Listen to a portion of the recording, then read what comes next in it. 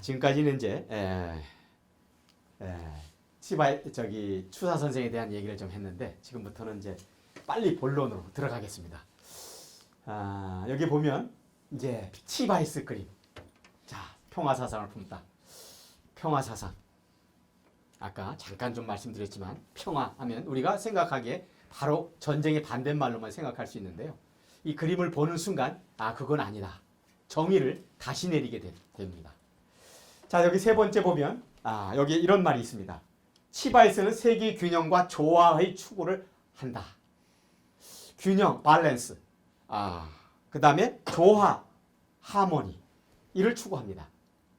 그런데 아까 평화, 나 자신과의 하모니. 이게 첫 번째 평화. 거기서 나오는 많은 그림들이 있어요. 나와 타인과의 평화, 밸런스, 하모니를 두 번째 평화라고 했어요. 세 번째 마지막은 나와 대자연과의 어쨌든 균형을 찾아야 되고 평화를 유지해야만 된다. 하모니를 해야지. 그렇지 않으면 그 자연은 징벌을 한다. 인간에게. 이런 어마어마한 그 원리, 법칙을 치바이스 선생은 초등학교도 못 나온 분인데도 이미 벌써 깨달음을 경지에 오른 거예요.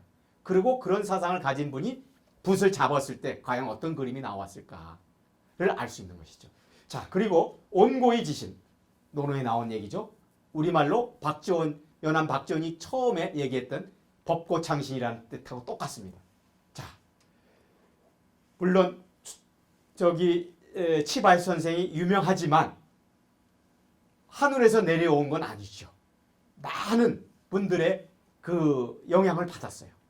물론 최초의 민물새우를 그린 사람은 사실 저분이 아니고 정반차오라는 사람이 있어요. 바로 위에 스승이죠. 그분이 민물새우를 그리기 시작을 했어요. 근데 그분은 몇 마리 안 그렸지만 이분은 이제 그걸 계속 그려왔죠. 그래서 이제 민물새우의 대왕이 된 건데 아무튼 그렇게 해서 영향을 받고 주고받고 했죠. 자, 여기서 또 하나 중요한 것이 빨간 글씨 된 생명이 생명을 살리는 그림을 그린다. 무슨 뜻일까요, 저게? 그 소재가 생명이 있는 것들을 구성해서 생명을 숨쉬게 하는 그림을 그린다. 누가 얘기했을까요? 저분의 제자 중에서 리커란이라고 하는 중국의 최고의 거장이 또 있어요. 근데 치바이스 선생이 제자예요. 중국의 화폐를 보면, 지폐를 보면 20원짜리 지폐 보면 뒤에 보면 그 계림산수를 그린 그분이에요.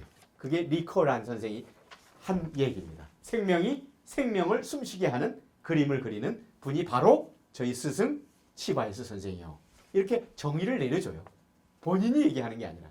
그러니까 또 제자 겸 은인이 서비용이라는 사람, 말 그림으로 최고의 거장이죠. 그분도 같이 또 얘기를 합니다. 동의를 합니다. 그러면 이미 벌써 이제 경제에 이른 분이시죠. 그래서 전 세계의 10대 미술대학 중에 하나가 중국 북경에 있습니다. 그게 중앙미술학원이에요. 거기에 총장으로 계셨던 서비용 선생이 삼고초려해서 치바이스 선생을 학교에 모십니다. 그랬더니 이론은 당신이 하시고 나는 그림을 그리니까 그렇게 하십시다 하고 동의를 얻고 이제 학교를 가요.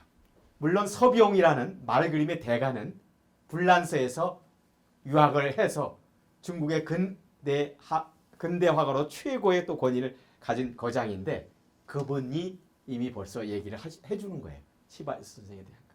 그 당시 때 북경에 있는 그 화단에서 치바이스 선생 그림을 보고 저게 무슨 그림이요? 저 시골뜨기 저기 올라와 갖고 지금 여기 북경에 우리 문인화를 그리고 있는데 이게 무슨 저기 문인화냐고 막 천대를 하고 그래. 멸시를 하고. 그런데 저분의 은인 서비용이라는 사람은 총장이라는 그분 아니요. 법고창신 옛것을 근본으로 해서 새로운 것을 만드는 최고의 거장이요 하고 인정을 해요. 한 사람 딱 총장이. 야, 결국은 나중에 치바이스 선생의 그림이 피카소 그림보다 훨씬 더 비싸게 2011년에 718억에 팔렸으니까 그 당시 때 피카소 그림은 700억 정도 미만이었죠.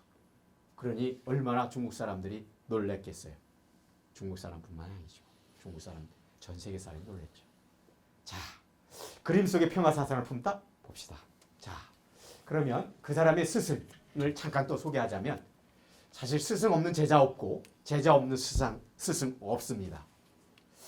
자, 이분도 치바이스도 이 3대 은인 스승이 있습니다. 호치뉴엔이라는 사람 아주 어렸을 때 37살 때까지 계속 도와줍니다. 도와주는 어느 정도냐? 자기가 가지고 있는 예술세포 DNA를 전수할 정도예요. 두 번째, 천수정 북경에 치바이스 선생이 왔을 때 굉장히 어렵게 생활을 했습니다. 40년 동안 살면서 초창기 때 천수정이라는 사람이 결정적으로 도와주죠. 알아본 거죠. 치바이스 선생 그림을 가지고 일본을 갑니다. 일본에 가서 전시를 해보니까 막 어마어마한 사람들이 막 살려고 난리를 법석치는 거예요. 그 소식이 나중에 다시 북경으로 오고 그래서 경제적으로나 예술적으로 이제 뒷받침을 크게 해주신 분이죠. 그 다음에 서비용이라고 아까 말 그림의 거장, 중앙미술학원의 총장, 불란스에서 유학해온 저분이 치바이스 선생을 결국은 인정을 하고 학교에 강의를 맡게 해준 그분. 다 이런 분들이 있었다는 거죠. 그래서 제가 이게 진짜 스승은 중요하구나. 스승 없이 제자 없고 제자 없이 스승 없는 거구나. 이런 얘기를 항상 할 수밖에 없습니다. 자, 그런데 여기 보면요. 그림 볼까요? 자, 이제 그림 한번 보실까요? 치바이스 선생의 그림에 이렇습니다. 제가 많은 그림 중에서 민물새우 그림만 가져왔습니다. 원래 치바이스 선생한테 여쭤보고 가져와야 되는데 여쭤보지도 않고 그냥 가져왔어요. 청원대학교 우리 학생들 위해서 한다고 그러면 그걸 왜 마다하냐고 가져와. 그래서 제가 3점하고 몇 점 더 가져왔는데 한번 보실까요? 민물새우잖아요. 민물새우. 민물새우는 찌개가 있는 겁니다. 그러니까 담수어에서 사는 거죠. 담수에서.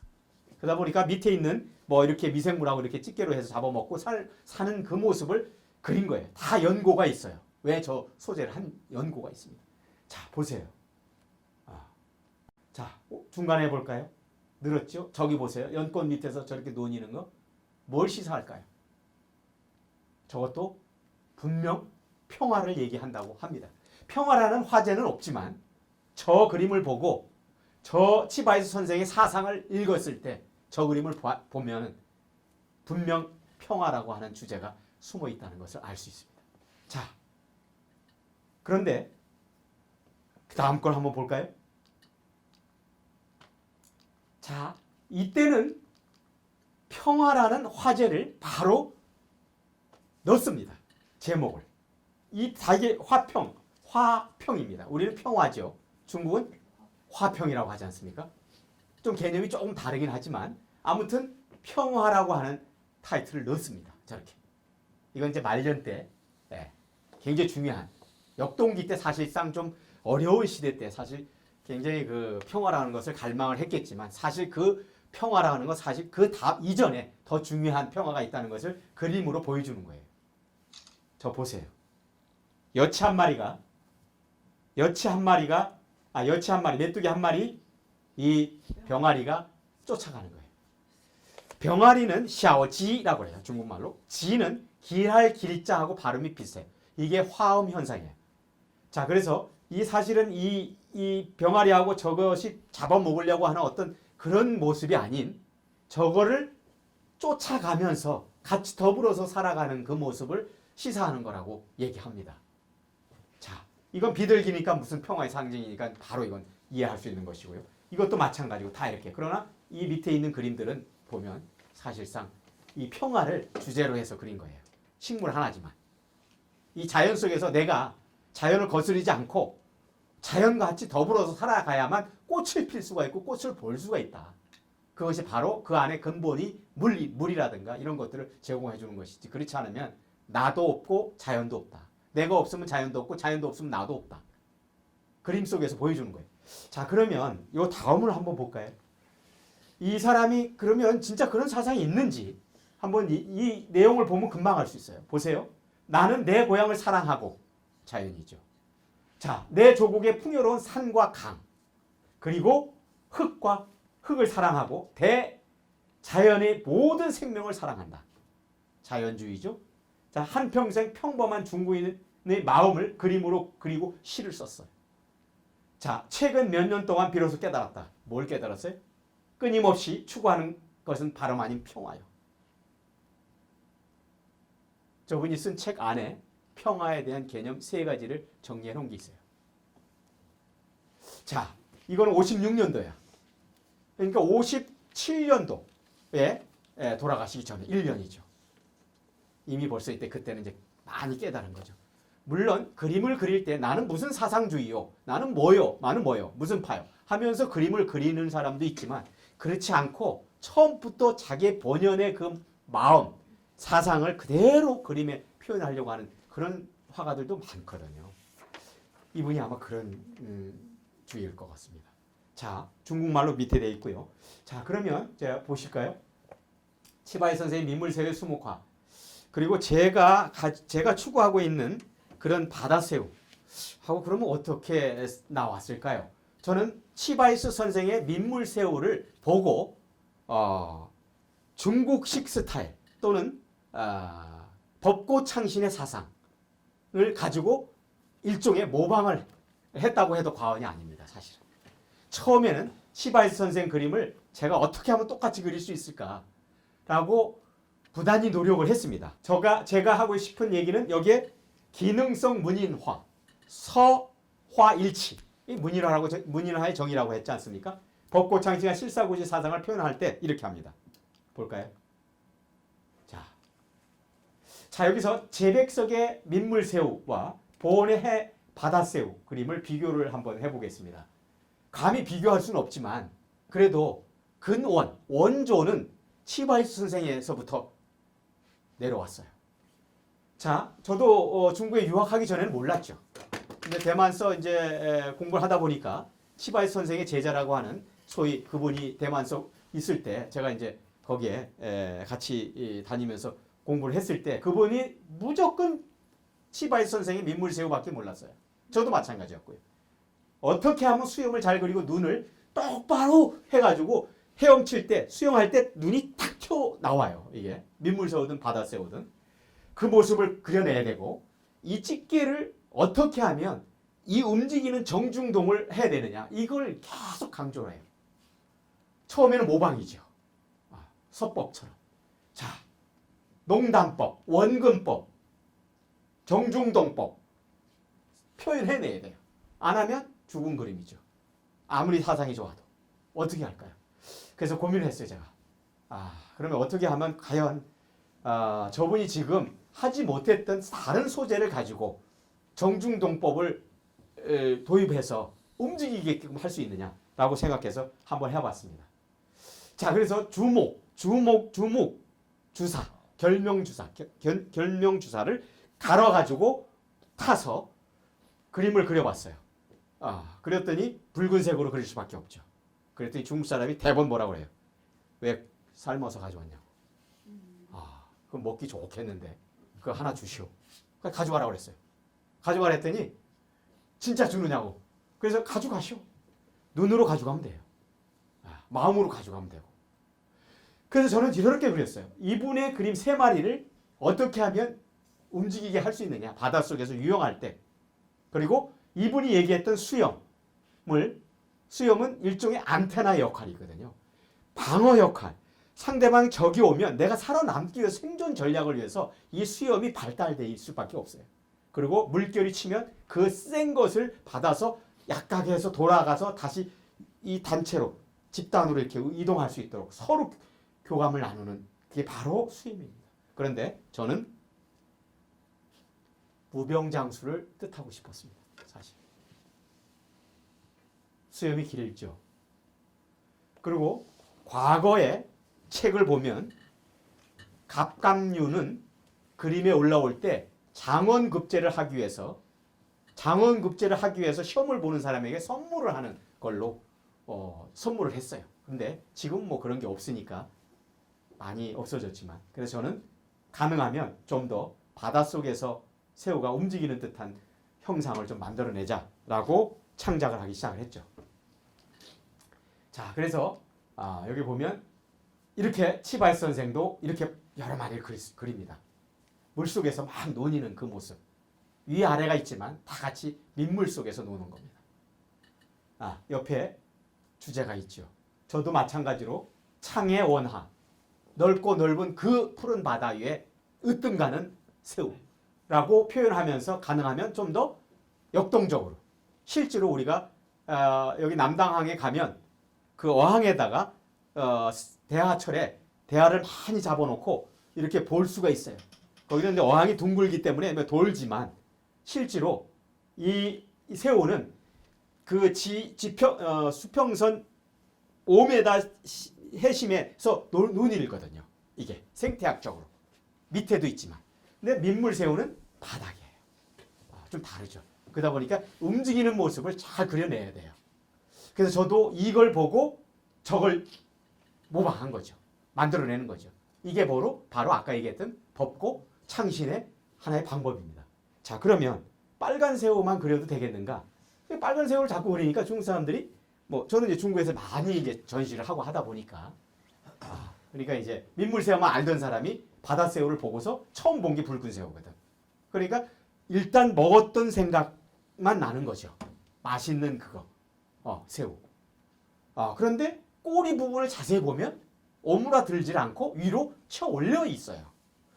그것은 살아있는 거거든요. 사실 우리나라에도 독도새우라든가 속초에 보면 붉은 새우가 있고 강화도에 붉은 새우가 존재합니다. 그리고 중국도 해심 2000m 밑에 가면요 붉은 새우가 있다고 방송을 한 게 저도 갖고 있어요. 그 붉은 새우. 근데 이제 보호색으로 변하면서 이렇게 생존하고 한다는 것을 알고 있고, 그래서 붉은 새우로 하자. 원래 중국의 영향을 받았으니까 이제 그런데 저도 이제 그래서 이렇게 이제 그러면 좋다. 그러면 먹물로 저도 이렇게 쳐보자. 똑같이 이렇게 했습니다. 해서 하지만 여기는 민물이기 때문에 밑으로 내려가는 듯, 밑에서 살고 있는 듯 이렇게 그려야 되지만 저는 유용을 해야 돼. 유용을 막 놀아야 돼. 밑에서 우러가고 막 이런 식으로 그려야 된다고 생각해서 지금 이제 이 불빛 때문에 잘 안 보이긴 하지만 자세히 보면 저 한결 한결 각각의 특징을 살렸고, 또 눈도 이게 막 도망가거나 유영을 할 때는 눈이 반짝해요. 이게 튀어나와요. 이게 지혜의 눈이라고 소위 그러는 눈인데, 그걸 그려내는 거죠. 자, 그 다음에 이제 또 치바이 선생이 이렇게 그리면 저는 이걸 보고 저렇게 그려내는 거죠. 자, 저렇게 저쪽에 있는 건 지금 눈을 아직 다 안 그린 새우입니다. 새우가 사실상 저렇게 물속에서 노니는 모습 그대로 형상을 만들어내야 되는데, 저게 무슨 색을 필요가 있을까요? 바다색이 필요할까요? 비치색이 필요할까요? 그래서 넣지를 않았어요. 넣어볼 적도 많지만 상상으로 저 새우를 보고 움직이는 듯 느끼는데 감상법이 있어요. 하나를 보고 그 다음에 자연스럽게 그 다음 하나를 보면 그게 나도 모르게 인지돼서 다음에 볼 때는 바로 세팅이 돼서 움직여지는 그런 현상을 느끼게 됩니다. 그래서 정중동이라고 하는 화법으로 그렇게 그려내는 것이죠. 집안에 아무것도 없고 움직이는 사람이 없어. 그냥 고정되어 있는 물체만 있으면 풍수로 볼 때도 사실상은 공기가 썩고 있기 때문에 사실은 좋지 않다고 해서 가능하면 어항이나 또는 그림이나 어떤 움직이는 물체를 하나 집에다 놓는 것도 하나의 좋다라고 풍수학적으로 그렇게 얘기를 하는데, 만약에 그렇게 없을 때는 그림을 통해서 마음을 움직이면 그거는 결국 움직이는 거니까, 마음 움직이면 기가 움직이고 기가 움직이면 내 마음이 움직이는 거야. 똑같은 뜻이죠. 그래서 그림도 정중동이 굉장히 중요하다 이렇게 볼 수 있겠습니다. 자, 그래서 이제 또 이어서 이렇게 많은 그림이 있습니다. 이게 굉장히 비싼 그림이에요. 우리가 이 사진으로 볼 때는 참 그렇지만 실제로 이 원작을 보았을 때 저는 북경에 치바이스 선생 전문 그 국가기관에 전시를 하는 기관이 있어요. 미술관이. 가끔 저는 그 전시할 때 비행기표를 사가지고 직접 가요. 그것만 보러. 그래도 비행기 값이 아깝지 않을 정도니까. 그렇게 보고 나오면요. 뭔가가 이렇게 느껴지는 게 있는데 이런 그림들이 수도 없이 많아요. 굉장히 많이 그렸거든요. 그 좋아하니까 많이 그렸겠죠. 싫어하면 누가 그렸겠어요. 자, 그런데 저도 그림을 그리기 시작을 한 거예요. 여러 마리를.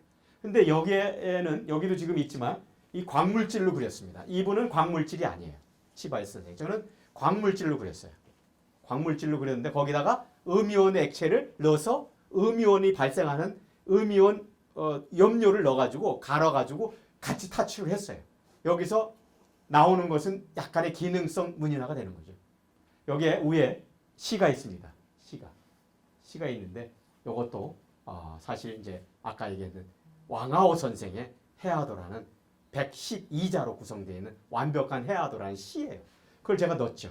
아까 추사 선생의 세한도도 마찬가지처럼 저도 문인화를 추구하려면 이런 것들이 있어야 된다. 자, 그래서 이제 이렇게 그려서 움직이는 뜻 저거를 만들어냈네. 그러면 실제로 바다에서 새우들이 저렇게 움직이느냐?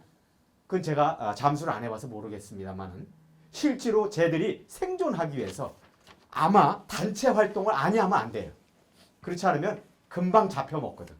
그래서 단체 활동을 해야 된다. 단합해야 된다. 협심해야 된다. 그걸 저는 메시지를 주고 싶은 거죠. 우리 인간도 이 지구상에 살면서 너하고 나하고의 관계, 나하고 타인과의 관계를 어떻게 설정할 것이냐. 하모니의 대상으로 생각할 거냐, 아니면 적으로 경쟁자 대상으로 생각할 거냐에 따라서 자기 행동하고 언행이 좀 다르겠죠. 전 그래서 이렇게 조금씩 이제 변화를 갖습니다. 그래서 100마리까지 한번 그려봤어요. 100마리를 그리는데 저거는 이제 빨간 걸로 그렸어요. 주사로. 근데 치바이스 선생은 100마리 그린 적이 없어요. 말 100마리 그린 사람이 있어요. 근데 지금 현대판 치바이스 선생의 제자 펑수민 선생 같은 사람은 그분도 그림값이 굉장히 비싼데 10,000마리를 만 마리를 여기서부터 저까지 10,000마리를 그렸어요. 그래서 제가 그걸 보고 깜짝 놀랐어요. 어휴, 10,000마리? 야, 그래서 제가 제안을 했어요. 펑 선생, 당신 10,000마리 그리는 사람으로서 이제 대성을 했으니 나는 그러면 가장 큰 새우를 그리는 사람으로 기네스북에 한번 우리 도전해 봅시다. 오케이를 했어요. 둘이 양국 간에 합쳐서 최고 많은 그림과 최고 큰 새우 그림으로 기네스북에 한번 도전해 보자. 근데 그게 언제 될지 모르겠습니다. 한번 도전하고 싶습니다. 그래서 10,000마리인데 100마리인데 10,000마리로 저도 한번 도전해 보고 싶은데 10,000마리라면 이 화선지가요. 또 이 연결을 시켜서 여기서부터 여기까지 한 7m, 10m까지는 있어야 돼요. 그걸 이제 이어야 되는데 언젠가는 주인이 있다면 제가 한번 해보겠습니다. 자, 100마리를 이제 그렸는데, 자 이제 여기는 이제 제가 하고 싶은 얘기는 또 하나 있는데, 자 예해 유용이라고 썼습니다. 전 제 글씨가 아닙니다.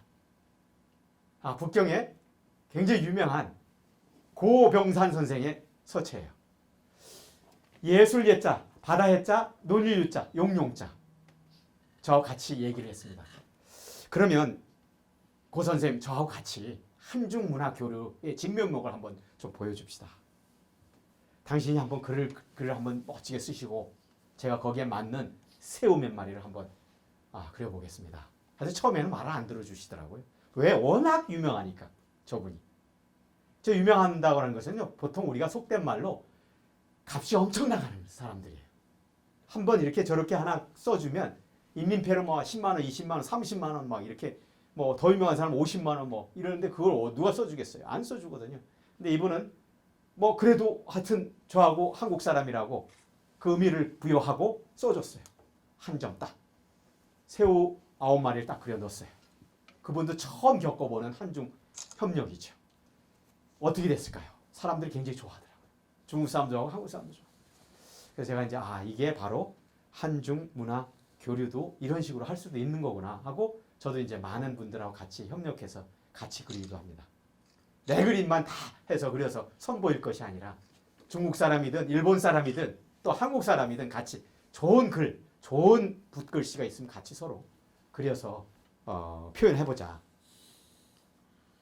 그리고 이제 최근에 이제 관심 있는 이런 도자기에 새우 그림을 좀 넣어서 우리 여기 충남에 있는 토산품하고 같이 연결했으면 참 좋겠다 해서 한 번씩 이제 그려보는데요. 저거는 이제 전사로 하기 때문에 실제로 대량으로 생산을 할 수 있어요. 그러나 직접 붓으로 타치해서 그렸을 때는 많이 못 그려내니까 값이 좀 다르겠지만 그래도 제가 옛날에 CCTV 중국 CCTV 방송할 때 직접 이 도자기에 직접 그려서 구운 적이 있었습니다. 굽자마자 다 팔려요. 저거는 그냥 가지고 가요 기업인들이. 그러니까 근데 뭐 한참 걸리죠 저것도. 그리고 처음 그려보니까 잘 안 돼요. 수염도 안 그려지고 마디마디가 잘 안 돼요. 많이 해봐야 돼. 그래서 전사로 저렇게 만든 건데 요거는 이제 제가 이제 직접 그려서 구운 거고 요거는 이제 민물새우 그림이고 저거는 이제 전사로 한 거고 이건 직접 그려서 이렇게 해봤습니다. 언젠가 도자기 안에도 좋은 그림이 대하 그림이 그려져서 이 충청남도 서해안 쪽에 어떤 하나의 우리 충청남도 문화 상품으로 좀 좋은 이미지로 좀 제고가 됐으면 좋겠습니다. 자, 그러면 이제 마지막 단계인데요. 자, 여기서 이제 제가 하고 싶은 얘기 핵심이 여기 있는데 중국의 명대 왕아우 제상의 해화도 시와 제해화도 그림의 서화일치 예술세계.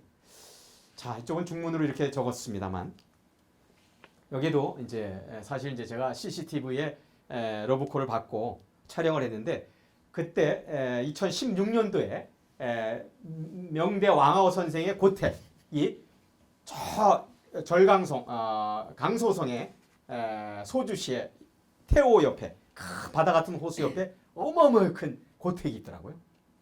처음에 제가 해화도라는 시를 남이 해화도라는 그림을 남알고 그리는 사람이 있나 하고 포털 사이트에 아무리 찾아봐도 없더라고요. 근데 시 한 수가 딱 나온 거예요. 그래서 이제 한번 그분하고 인연이 특별히 닿아서 계속 활동을 하고 저분의 고택에서 전시도 하고 문화재 고정돼 있기 때문에 거기서 함부로 할 수 없지만 그래도 특별히 이제 배려를 해줘서 전시를 했습니다. 전시를 했고 국제 학술 세미나 했고 다큐멘터리 촬영했고 모든 걸 다 이제 해봤는데 여기에 이제 그때 나왔던 그때 촬영했던 그 모습 이것도 한 몇 분 안 되는데 한번 잠깐 한번 보실까요? 在这里，家风遗训，世代传承，既是人文历史的鲜明写照，也是儒家传统延续至今的活标本。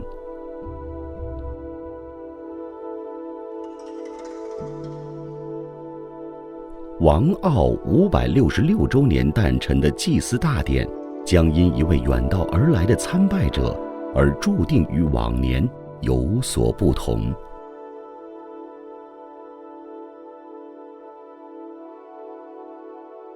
现为韩国庆云大学教授，曾留学中国，学成后回国教授中国文化已有29年。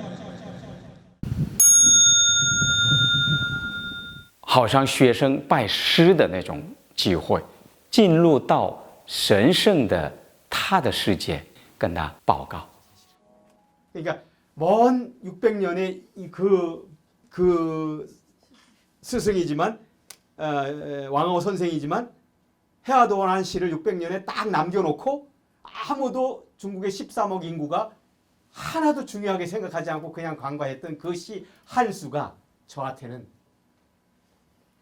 큰 행운이었죠. 수호신이죠 사실은. 그래서 저는 죄를 지내지 않을 수가 없어요. 그래서 제가 돈을 좀 들여서 물론 이제 CCTV에서 했지만 들여서 결국은 해냈습니다.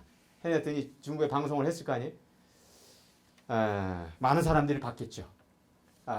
그리고 이제 해화도라는 시를 이제 알게 됐고 중국 사람이 그 다음에 해화도라는 그림을 이제 알기 시작을 하는 거죠. 그래서 제가 이제 지금 활동을 하고 있는데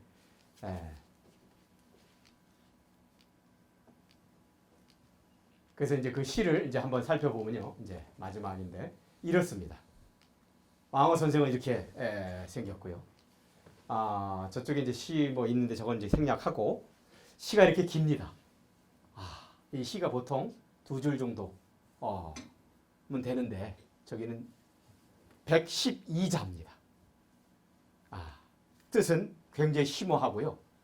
그 뜻을 제가 파악을 해본 결과 한마디로 얘기하면 숭덕이라는 뜻을 내포하고 있어요. 숭덕. 덕을 숭상해야만 된다. 인간은. 이 말을 해야도라는 타이틀을 가지고 시를 이렇게 장황하게 썼어요. 제가 시 한 술 저걸 한번 여러분께 선사하겠습니다. 여러분의 수복 강령을 위해서 제가 시 저 한 수를 112자를 한번 읊어 보도록 하겠습니다. 망망大海浮冲而昂，日月生辰鳌背上，其间无怪何所？海马天物大如象，游鱼如后如帆，下坠西为有时然。金陵路去须如疾，力战洪涛欲飞出。江湖鱼蟹总浮游，虚言平生未成事。华宫何处谢如针？梦中称道长须果。黑风吹海浪如山，鱼龙变化须有见。从容远作先去去，去上青天生于恨。 이상입니다. 저렇게 길고 긴 시가 한마디로 요약하면 숭덕이라는 얘기를 하는 거거든요. 덕이 없으면 존재할 가치가 없다는 거예요. 바닷속에 그 새우가 존재하는 것은 인간이 살면서 이 지구상에서 덕이 없이 살 수 있는 것은 아무것도 없다. 덕을 최고로 쳐서 인생을 살아가시오. 라고 재상이 600년 전에 이미 완벽하게 남겨놓은 거예요. 글씨만 보면 그냥 무슨 바다에 자 새우 하자 그림도 자 이게 뭔 뜻이야? 바다에서 논이는 새우요? 근데 그 새우를 보고 실제로 저렇게 그 심오한 뜻을 간파한 거, 설파한 거죠. 제가 그러니까 안 좋아할 수가 없어요. 안 애울 수가 없어요. 애우지 않으면 왕하오 선생한테 예의가 아니죠. 그래서 가끔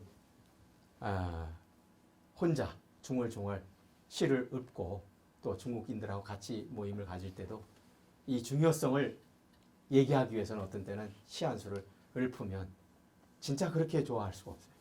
그래서 제가 한중교류, 문화교류라는 것은 지금 옆에 앉아있는 중국 사람하고만 교류가 아니라 사실은 600년 전 시공간을 초월해서 얼마든지 할 수 있는 거구나. 이런 것을 아마 시사해 준 것이 아닌가 이런 생각을 해봤습니다. 자, 그리고요. 이제 왕하오 선생이 저렇게 제가 그렸는데 제가 꿈에 왕하오 선생을 꾼 적이 있습니다. 근데 원래 왕하오 선생인지 몰랐어요. 저희 조상인 줄 알았어요. 요 앞에 남산이 있습니다. 매일 아침 6시에 전 등산 갑니다. 거기 갔을 때 꿈속에서의 꿈 얘기를 하자면 좀 긴데 아무튼 그 꿈속에 나타난 그 거대한 그 거인이 저에게 앞에 와서 여기보다 더 훌륭한 곳이 있으니 경치가 좋은 데 있으니 나를 따라오시오. 그래서 나는 겁이 나서 따라가지 못하고 도망갔어요. 근데 갑자기 또 앞에 온 거예요. 여보게 왜 말을 안 듣냐고.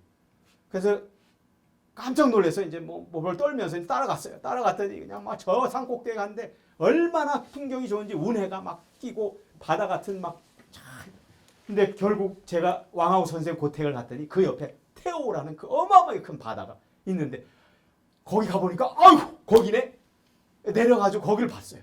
한참 몰두돼가지고 거기서 와 이런 곳이 여기 있었구나. 우리 조상이 아니구나. 이거 왕하오 선생이었구나. 거기서 막 사진 찍고 난리 쳤어요. 얘기를 하고. 그래서 제가 왕하오 선생님 제가에게는 상당히 참 굉장히 중요한 분이시구나. 이게 제가 중국학을 공부하면서 이런 분들의 뜻을 받들어서 좀 이 교육에 아까 숭덕, 덕 이게 덕 없으면 안 되니까 그걸 지켜가면서 해야 되겠다 하는 생각을 많이 하고 있습니다 지금.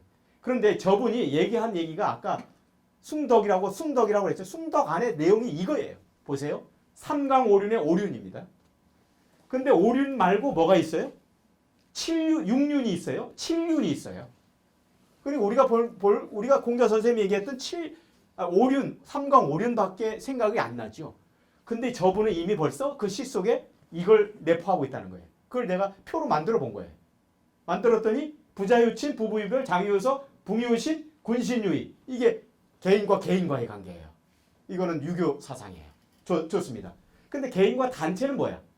뭐가 있어야 돼? 계단, 유경. 경이 있어야 된다는 거예요. 존경할 경자가.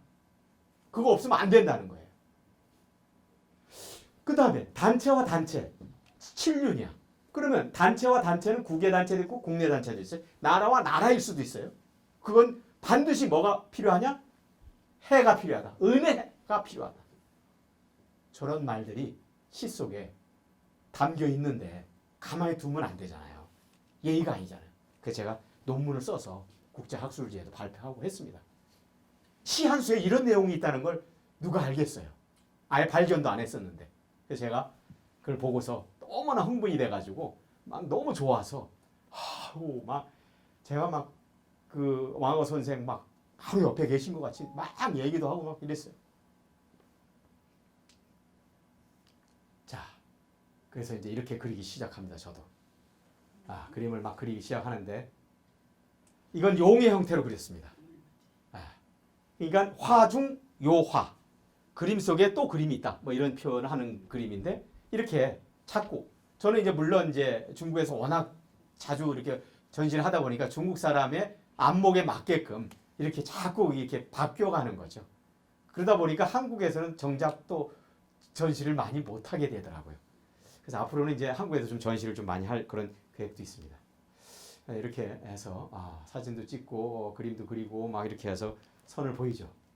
자, 이렇게 해서 이제 시를 넣고 이 600년 인연을 만들어 보는 거죠. 자, 그런데 이제 이게 최 마지막입니다. 여기에 이제 제가 측정을 한 게 있습니다. 이 측정은 뭐를 했느냐면 바다새우가 미술혁명을 꿈꾼다. 유튜브를 가지고 이제 제가 계속 그 지금 작업을 하려고 하는 큰 타이틀 하나가 바다새우가 미술혁명을 꿈꾼다. 미술혁명을 꿈꿀 수 있을까요? 제가 그래서 법고창신과 실사구시, 실용 기능성 미술혁명, 음이온의 모기퇴치 기능, 음이온 해하도 측정 결과가 이렇습니다. 폭포에 가장 음이온이 많이 나온다는 그곳에 가면 1cc당 2,000에서 5,000개 정도래요. 그게 그렇게 몸에 좋다고 하는 피톤치 음이온인데 그러면 그림 속에는 그걸 할 수 없을까요? 그런데 중국의 그 14억 인구가 그 많은 그 화가들도 이 생각은 못했어요. 저는 아까 만남의 가치를 부여해서 이 음이온 이 염료를 알고 나서 제 그림에 지금 음이온을 발랐어요. 저건 안 발랐지만 이걸 섞었어요. 그러면 여기에는 음이온이 나오는 거죠. 환경 호르몬 걱정 많이 하잖아요. 집에 안에 살면서 어떻게 해결할까요? 뭐 유기농 아니면 어떻게 해서라도 이거 이제 해롭지 않은 어떤 페인트나 종이 벽지로 발라야 되겠죠. 그게 다는 아니잖아요. 그래서 저는 그림 속에 음이온을 넣어서 모기까지 기피 현상을 일으킬 수 있는 것과 음이온이 나올 수 있는 그런 것을 법고창신하자, 창신하자 해서 만들어낸 건데 결과가 여기가 이 기계를 보면요. 메드 인 재팬인데 실제로 측정기예요. 이 측정을 할 수 있어요. 음이온이 얼마 정도 있는지를. 측정을 해보니까 실제로 여기 보면 곱하기 10을 해야 되는데 보통 5,000개 cc인데 여기는 48,000개가 넘습니다. 그러니까 몸에 어떻습니까? 굉장히 도움이 많이 되겠죠. 숙면이 되고 그 다음에 아토피 또는 냄새 이런 것들이 자연스럽게 저걸로 인해서 희석이 돼버리는 거죠.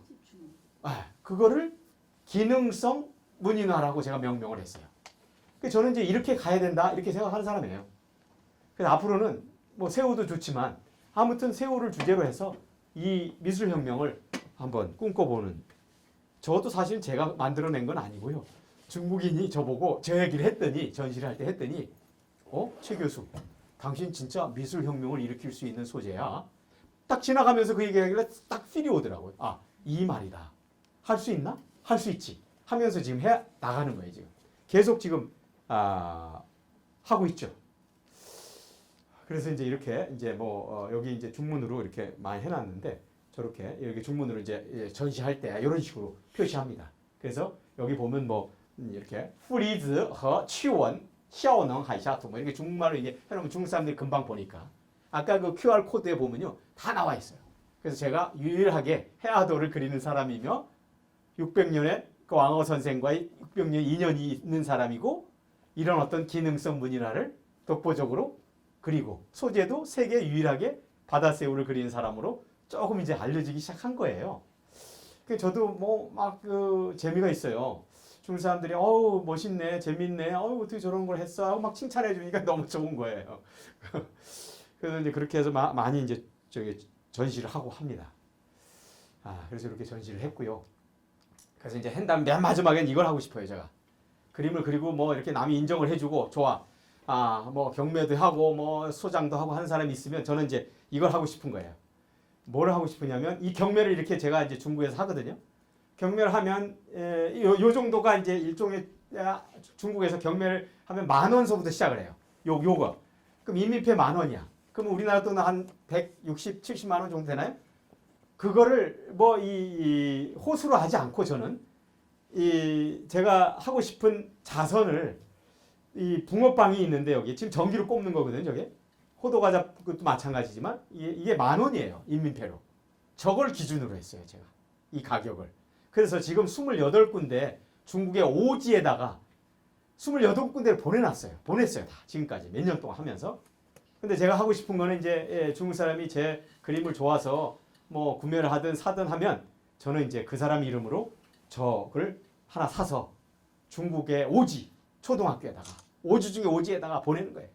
그러면 거기에 있는 그 초등학교 교장 선생님하고 선생님들이 너무 좋아하는 거예요. 근데 제가 그때 한번 가보니까 섬서성에 가보니까 그 당나귀 타고 올라가는 그 마을에 어린아이가 그 코올리기가 저걸 먹으려고 그렇게 붕어빵을 먹으려고 줄을 서 있어요. 그 식당 안에. 그러면서 그 어린아이가 선생님 보고 선생님 저 어머니 하나 갖다 주면 안 돼? 하나만 더 주세요. 하고 살짝 그 선생한테 그렇게 막 졸라대는 거예요. 그 얘기를 내가 들었어. 중국말 내가 다 들리니까. 그래서 선생님이 하나 더 만들어서 주고 2개 만들어서 집에 가져가게 하더라고. 그 부모님이 그걸 먹어보면 얼마나 좀 얘기가 많겠어요. 뭐 한국의 어떤 반이 뭐 이러면서 뭐 한국에서 먹는 붕어빵인데 뭐 이렇게 먹으니까 파삭파삭하고 맛있다 하면서 그 어린아이가 나중에 좀 커서 성인이 돼서 북경이나 천진이나 어디 상해 이런 데서 한국 사람을 만나면 아니 얼마나 좋아하겠어요. 그리고 우호적이겠어요. 저는 사실 좀 그런 생각이 좀 있습니다. 제가 못다한 중국 사람의 받은 많은 은혜를 못다한 걸 저런 데도 좀 풀고 싶어요. 솔직히. 그래서 앞으로 목표는 100군데입니다. 사실 100군데를 보내는 건데 제가 정년퇴임하기 전까지는 꼭 해서 그 중국의 많은 오지 소학교나 장애인 학교에다가 보내는 거 이런 걸 좀 잘 해서 내가 그동안에 은혜를 입었던 걸 조금이나마 좀 이렇게 좀 베풀고 그리고 정년퇴임을 했으면 좋겠다 이런 생각해서 계속적으로 하고 있는데 결국은 제가 궁극적인 목적은 이런 일을 좀 하고 살자 이런 뜻에서 노력하고 있습니다. 최선을 다하고 있습니다. 자, 그럼 마지막입니다. 이게.